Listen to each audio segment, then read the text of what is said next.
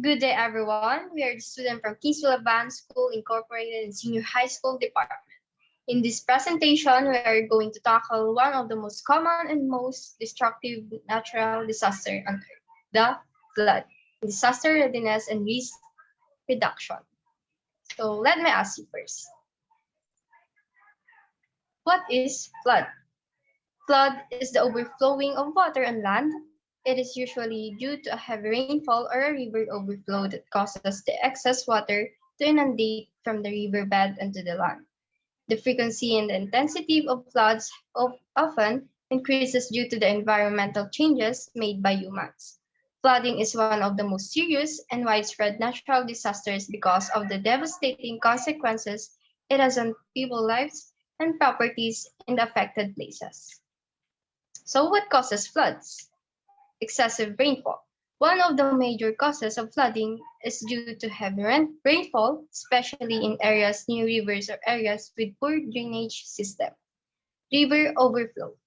When the riverbanks are not able to store all the water usually from a high volume rainfall, the water level rises and eventually bursts, bringing deluge on the dry land. Strong winds and coastal areas. So the combination of strong northeast winds and high seas will bring storm surges that, if coinciding with high tide, would lead to minor or moderate coastal flooding. Dam breaking. A dam holds a huge amount of liquid. A sudden break would cause the destructive force of water to flow to submerge the areas downstream. Ice and snow melts. A melting snow is caused by sudden rise of temperature after winter resulting in a melting falling snow. A warmer temperature will cause the ice and the snow to melt the flow that leads to flooding in the neighborhood and streets. Excessive rainfall. So this is our example of strong winds in coastal areas, dam breaking, river flow, overflow, ice and snow melts. There are various types of floods. Each one bears a different impact in terms of how it occurs, how it is forecast, the damage it causes, and type of protection you need. Let us now tackle the three most common types of flood, which are the pluvial, fluvial, and coastal flood.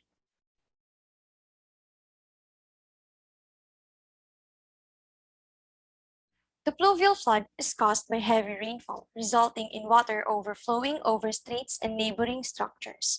The water overflowed due to the creek's inability to absorb the water. It is generally a flood caused by heavy rainfall. This is pertaining to the collective amount of rain that was dumped in an area, creating a pool or buildup of water. When the soil is oversaturated and the drainage systems are overflowed and the water can't be absorbed or drained away, it will cause a rise in the water level. There are two most common types of pluvial flooding, the surface water and flash floods. So what's the difference between the two? Surface water flooding is less dangerous than flash floods. Surface water flooding is when intense rainfalls overwhelms drainage systems. Flash flood is a sudden and destructive rush of water down a narrow gully or over a sloping surface, caused by heavy rainfall. Generally, you will see this type of flooding when the urban drainage can't handle the surface water, creating a ripple effect where some water would flow into the low-lying areas or rivers that may lead to fluvial flooding.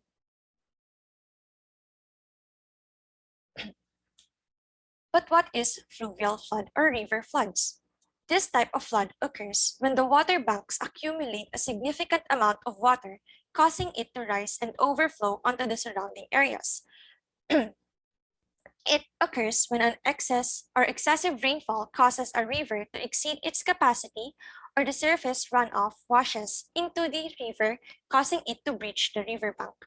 The water will then flow to the surrounding areas, causing a deluge called fluvial or river flood.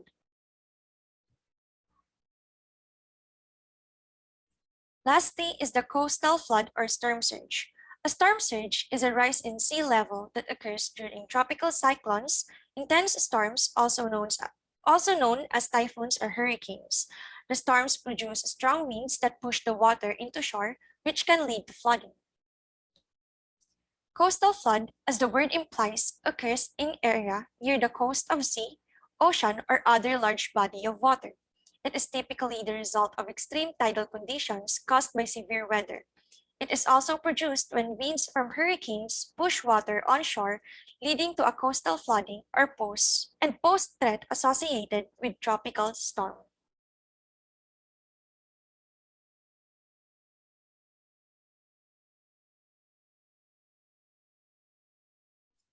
Impacts and effects. Socioeconomic effects of flood. First is death. Flood has the highest potential to kill people depending on its intensity. It tends to greatly affect developed countries and due to not enough preparations or measures in place. It can also result to various mental impacts on people. Health hazard. Without a proper drainage system or a sudden break in sewage pipes, the floodwater won't be able to flow, causing leakage, and these communities' water can lead to waterborne diseases. Infiltrate people's home or worse, get consumed by them, resulting the water all them, diarrheas and such. Damage to property and infrastructure. As the water flow, it collects large chunks of debris along its way, such as woods, trees, and even parts of buildings. The replacement of the damaged building will be costly that causes our economy to suffer. Unemployment. Business needs to recover the damage brought by flood. This that can do not fully recover would the owners to reduce liabilities, pushing them to require employees, leaving them jobless. This results to a lower living standards.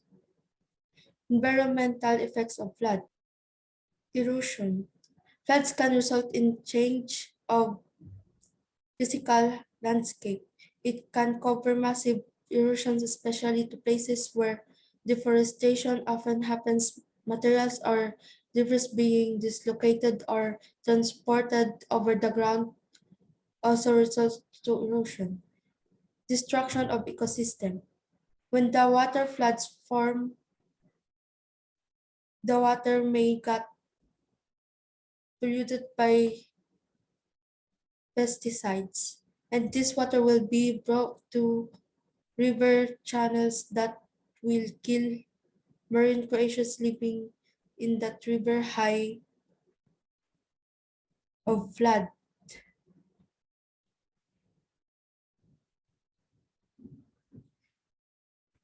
Benefits of flood. Flood benefits communities and nature. Floods allow our river water to reach more areas above the below ground. This water can be stored and used by nature and people. They also filter pollutants out of rivers and nourishing lands to support ecosystems and fertile areas for farming. Flooding creates islands and channels and other habitats that are home to fish, birds, and other wildlife. And while they do that, floods also help flush out invasive plants and animals, benefiting native species. The reproductive cycle of many species relies on flooding to start. For example, a number of fish, such as the sturgeon, and plants such as the willow tree.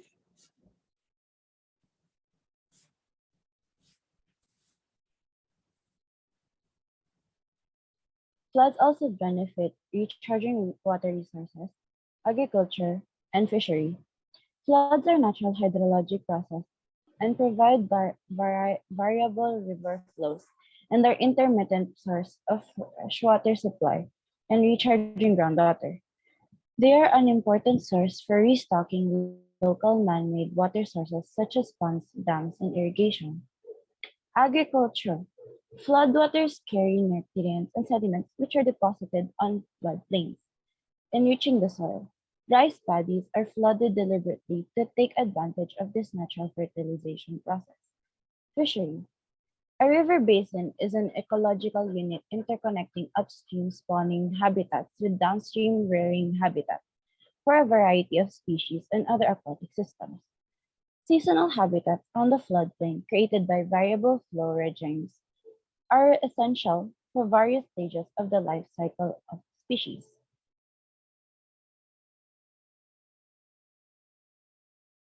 So the word flood comes from the Old English flood, a word common to Germanic languages.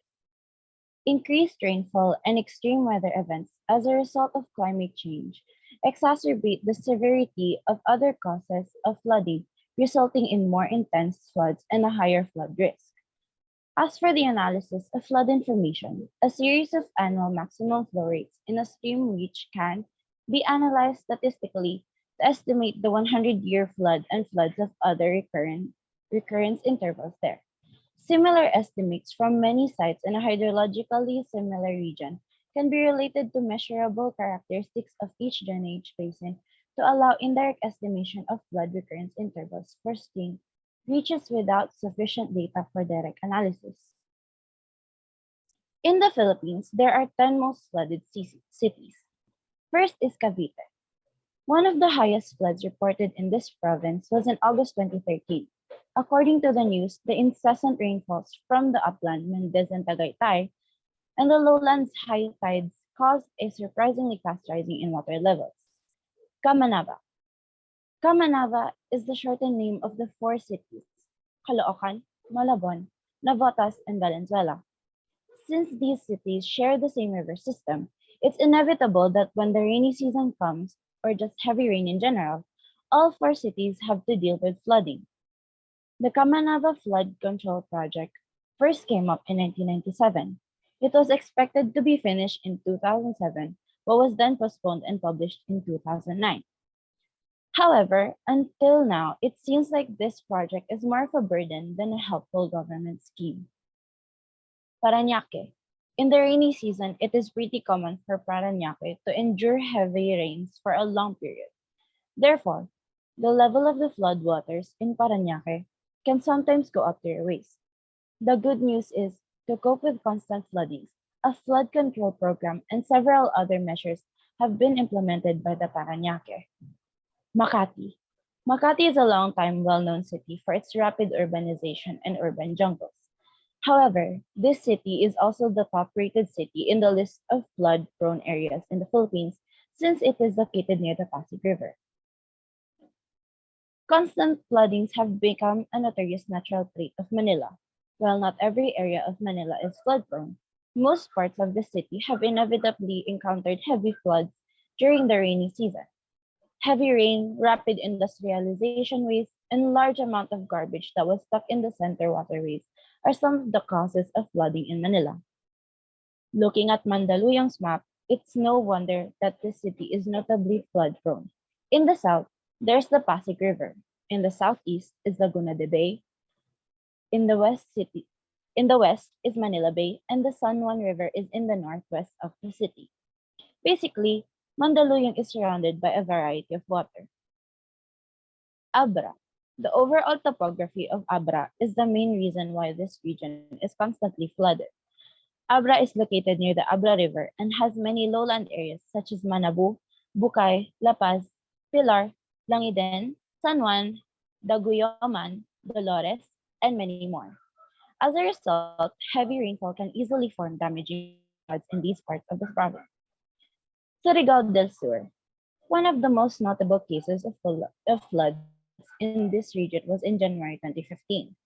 Ceaseless rainfalls led to floods and landslides, which forced many occupants in Surigao del Sur to suspend their work and schools. At that same alarming time, landslides completely cut off the highway between Cortez and Tandag City. Most Agusan del Sur parts are affected by floods whenever there's heavy rain.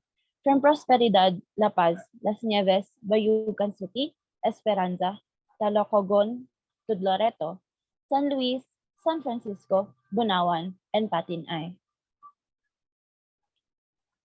And lastly, we have the Kalinga province. particularly Pastil, Tingkayan, Balbalan, Labuagan, and Tanudan, always has high risks of struggling with flooding and landslides. Every time dealing with continuous rains for too many days or worse, a typhoon comes ashore, there's no doubt that these agricultural areas will have to sustain the most losses. As this presentation comes to an end, this has been Kathleen Aranwez, Trisha May Cardilon, De Asis Megan Maria Abigail, Pascal Nina Alexis, for the subject disaster readiness and risk reduction.